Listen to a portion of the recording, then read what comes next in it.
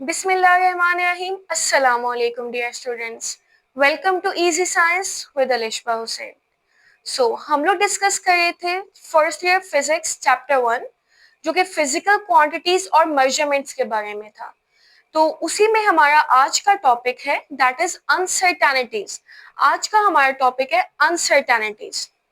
Uncertainties कहते हैं आपके पास रेंज ऑफ पॉसिबल वैल्यूज, मतलब आप कोई भी मेजरमेंट लेते हैं उस मेजरमेंट में पॉसिबल वैल्यूज की रेंज क्या होगी, उसको अनसर्टेनिटी बोला जाता है। मैं आपको समझाने के लिए बताती हूँ। देखिए, आप कोई भी मेजरमेंट लेते हैं ना, लाजमी नहीं होता कि वो मेजरमेंट आपकी बिल्कुल एक्यूरेट हो, बिल्कुल सही हो। फॉर एग्जाम्पल, अगर मैं कहती हूँ ना कि मुझे ये मार्कर है, मुझे इसकी लेंथ फाइंड आउट करके दें, तो शायद कुछ स्टूडेंट इसकी लेंथ फाइंड आउट करके कहें मुझे 7 सेंटीमीटर, कुछ कहें 7.1 सेंटीमीटर, कुछ कहें 6.9 सेंटीमीटर। मीन्स ये थोड़ा बहुत पॉइंट्स का डिफरेंस आपके पास आता है। तो मैं कहती हूँ कि इसकी जो लेंथ है दैट इज, फॉर एग्जाम्पल समझाने के लिए जस्ट मैं बोलती हूँ 7 प्लस माइनस 0.2 सेंटीमीटर। अब ये प्लस माइनस 0.2 का क्या मतलब है आपके पास कि देखिए 7 प्लस 0.2, 7 प्लस 0.2 मतलब 7.2 आपके पास हो गया। और 7 माइनस 0.2, 7 से 0.2 माइनस करें तो वो आपके पास क्या हो गया, यहाँ पे 6.8 आपके पास हो गया। मींस आपके पास इसका क्या मतलब है कि वैल्यू की रेंज आपके पास क्या आ गई, 7.8 सेंटीमीटर से 6.8 सेंटीमीटर से 7.2 सेंटीमीटर तक आपके पास इसकी रेंज आ गई। तो इसको आपके पास कहते हैं कि ये अनसर्टेनिटी है। मतलब कितना इसमें अनसर्टेनिटी का डिफरेंस कितना आ रहा है, 0.2 सेंटीमीटर का। मतलब जो ओरिजिनल वैल्यू है उससे 0.2 कम भी हो सकती है और 0.2 ज्यादा भी हो सकती है। मतलब आप कहते हैं ना एक चीज का रफ गेस लगाना, अंदाजा लगाना, कि आपको कंप्लीट एक्यूरेट मतलब ना पता हो, मेजरमेंट ना पता हो, आप उसके थोड़ा सा क्लोज आप रहते हैं, तो उसको बोला जाता है आपके पास वो अनसर्टेनिटीज हैं, वो अनसर्टेनिटीज में आती हैं।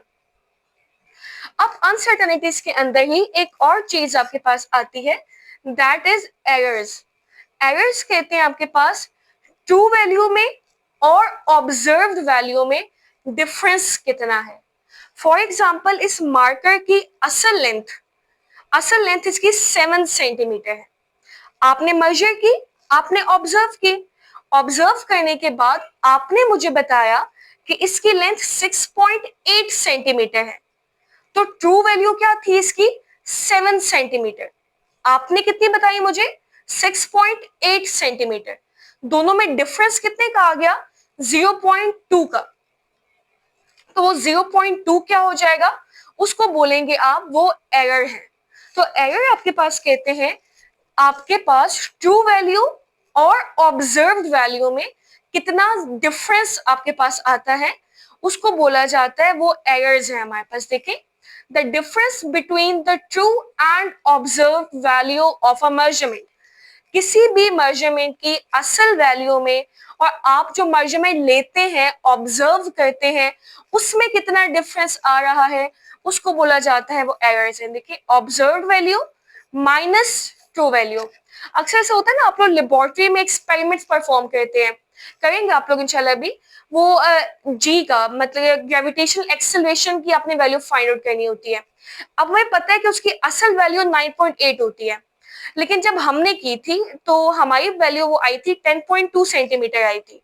मीन 9.8 से 10.2 मतलब 0.4 का एरर हमारे पास। डिफरेंस कितने का आया था वैल्यू के दरमियान, 0.4 का।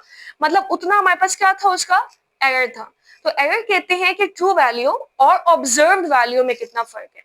अनसर्टेनिटी वो रेंज होती है जिस रेंज के अंदर आपकी मेजरमेंट लाई करती है, और एरर के ट्रू वैल्यू में और ऑब्जर्व वैल्यू में कितना डिफरेंस आ रहा है, उसको बोला जाता है वो हमारे पास एरर है। अब हमारे पास आते हैं कॉजेस के, जो एरर्स हैं ऐसे आते हैं, वो आते क्यों हैं, किस वजह से एरर आते हैं। मतलब अगर इसकी लेंथ 7 सेंटीमीटर है, आपने मेजर की तो 6.8 क्यों आ रही है, एग्जैक्टली 7 क्यों नहीं आप मेजर करके दे रहे। मतलब ये जो यहाँ मैंने जी की वैल्यू कैलकुलेट की तो 10.2 क्यों आई थी, 9.8 क्यों नहीं आई, क्या फर्क था? मतलब कॉजेज, वजूहात क्या है आपके पास जिनकी वजह से एरर्स आते हैं? तो 3 बेसिक रीजंस हैं जिनकी वजह से एरर्स आते हैं। पहली रीजन है नेग्लिजेंस और इनएक्सपीरियंस ऑफ अ पर्सन। मतलब कोई भी शख्स है, उसकी अपनी नेग्लिजेंस की वजह से, मतलब उसके अपनी वजह से जो एरर आते हैं। फॉर एग्जाम्पल, मैं एक मेजरमेंट ले रही हूँ और स्केल का देखें, जब मैं मेजरमेंट लूंगी तो 0 यहाँ से स्टार्ट होना चाहिए और मैं वो 0 थोड़ा ऊपर से थोड़ा नीचे से स्टार्ट कर देती हूँ। मतलब मेरी अपने में मिस्टेक है। या मैं जो देखते हैं, आप जो मेजरमेंट लेके देखते हैं वो बिल्कुल आई टू आई आप देखते हैं, मैं इसको वो ऊपर से देखूंगी या मैं इसको थोड़ा सा नीचे करके देखूंगी, तो उसमें भी डिफरेंस हमारे पास आएगा। मीन जो इंसान की अपनी वजह से, अपनी नेग्लिजेंस की वजह से जो एरर्स हमारे पास आते हैं उनको कहा जाता है वो पर्सनल एरर्स है। देखिए क्यों होते हैं वो, नेग्लिजेंस और इनएक्सपीरियंस ऑफ अ पर्सन, ये कॉज है इसकी। सेकंड आता है यूजिंग अ फॉल्टी एपरेटस, कि आप मेजरमेंट लेने के लिए जिस एपरेटस का इस्तेमाल कर रहे हैं वो एपरेटस ही फॉल्टी हो।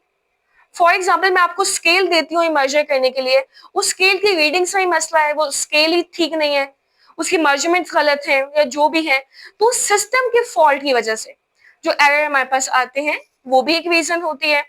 और नेक्स्ट है इन एप्रोप्रिएट मेथड और टेक्निक।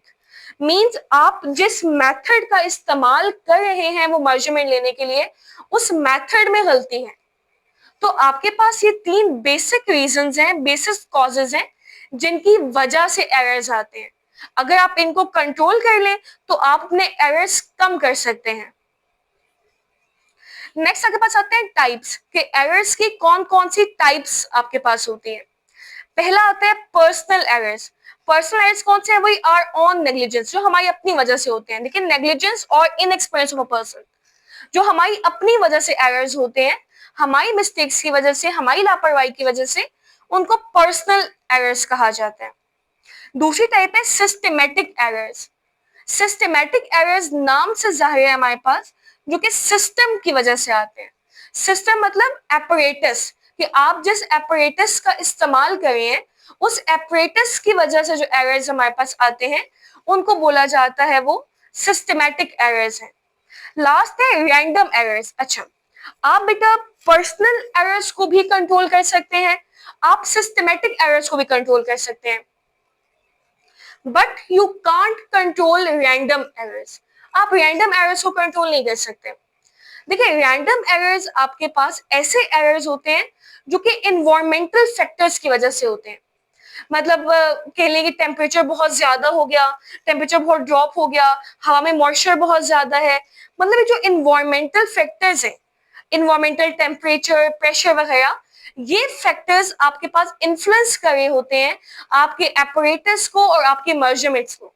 तो इनकी वजह से जो एरर्स हमारे पास आते हैं उनको रैंडम एरर्स कहते हैं।